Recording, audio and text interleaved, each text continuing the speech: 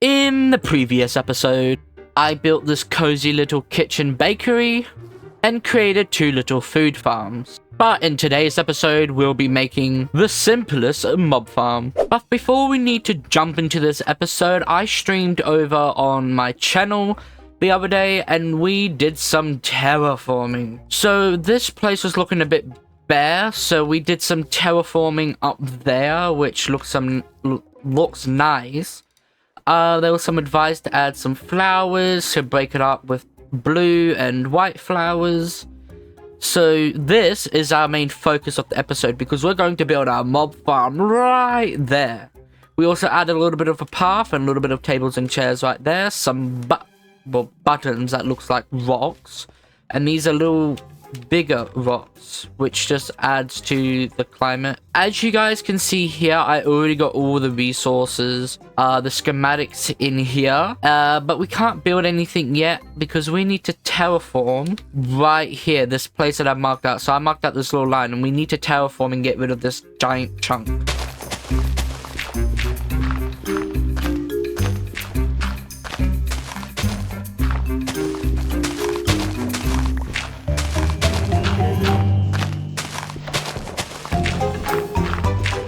Alright, I think this is enough space to build our building, so let's get on with our building time lapse.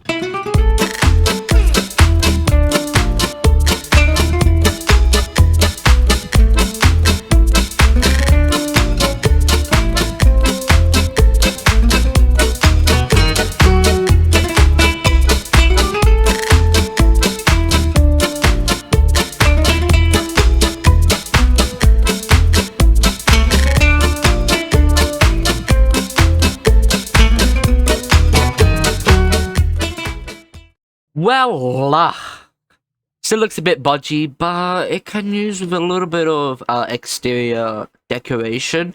But that is the building that we just made.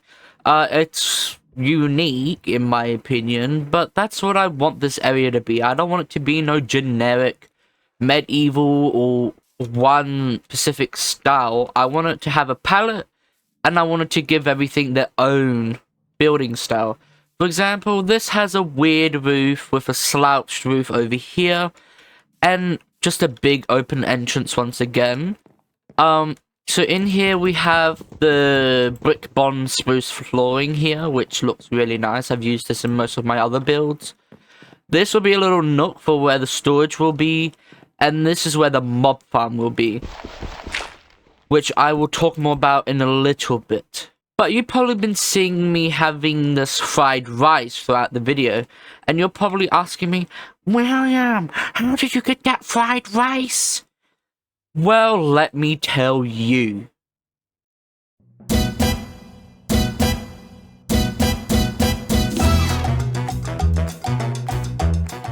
Welcome to Cooking with William. So we're going to make fried rice today. So in order to make fried rice, we need rice, of course, and we need some eggs, carrots, and spring onion. So let's quickly go and grab that from the fridge. So we got our rice, our eggs, our carrot, and our spring onion. So we need to put this in a cooking pot, so let me quickly adjust this. So over here we have this cooking pot, and we need to add it into this cooking pot. So we're going to add the rice here, the egg here, the carrot here, and the onion here. And as you can see, the arrow is going up, and we should get fried rice. Voila, we got some fried rice, and we can simply enjoy our food. So please let me know if you like Cooking with William, because I will bring this back if you do. But that's how you make fried rice with the Create mod. Okay, I hope you guys enjoyed Cooking with William. That dude's really cool. So this is my idea. Don't mind this cobblestone block, but this is my idea for the area. So down here is where the mobs are going to be. I don't know if I want to decorate the walls because I feel like it's going to be dark down there anyways. But yeah, so they're going to be 3 spawners. One's probably going to be here, One's probably going to be here, and the other one will probably be back here.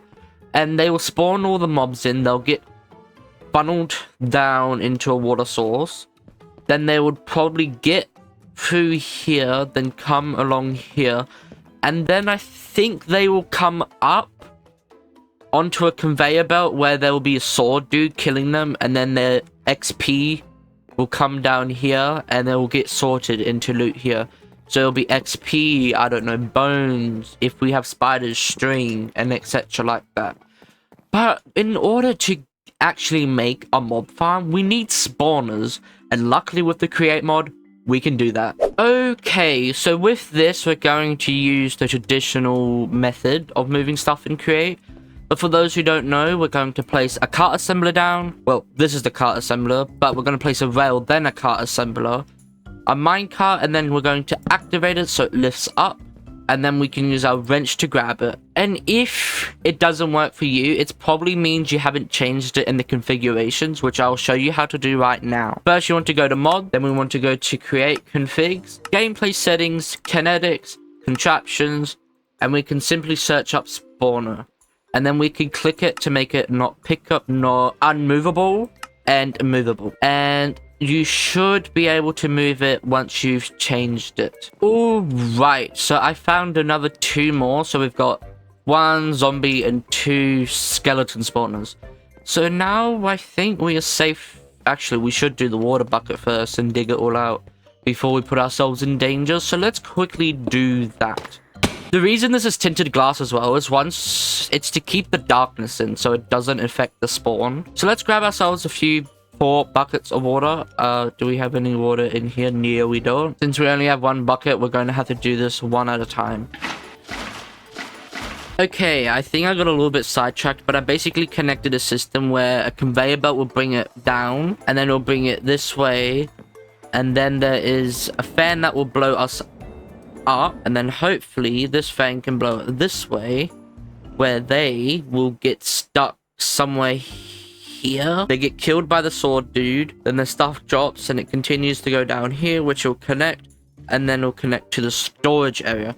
But first we need to activate this fan, activate this, and maybe connect the storage system before putting this in, because we don't want that causing any issues. So I reckon a simple way we could do this is just simple water power, like we've been doing. So we can probably cover this with an andesite casing, like so. Which then here we can probably add a water wheel. Alright, since I'm a failure, I forgot to explain while actually building or the create mechanism. So I'm just going to quickly do a quick voiceover / speed montage. So as you see here, I have created the 1 wheel. Then I added a deployer right here. And then I added all 3 spawners inside of the boxes. Then when they were starting to spawn and come up, I realized the sword was a little bit too slow. So I enhanced the speed by adding more water wheels and connecting a small cog with a larger cog in a repeating pattern, which increased the speed by a big amount. And then I fixed up the conveyor belts down there by changing them into water. I replaced the fan with a bubble elevator, and everything is now fixed. I don't know how long this episode will be, but I think it's a little bit short. But I think this is where I'm going to have to wrap it up for today, because I'm run out of time and I've barely been able to do this throughout the week. The next episode should be out by next week, if not the week after. I'm sorry for my broken upload schedule once again, but I've been busy with school and all that stuff. But I hope you guys enjoy, and I'll see you in the next episode. Bye-bye!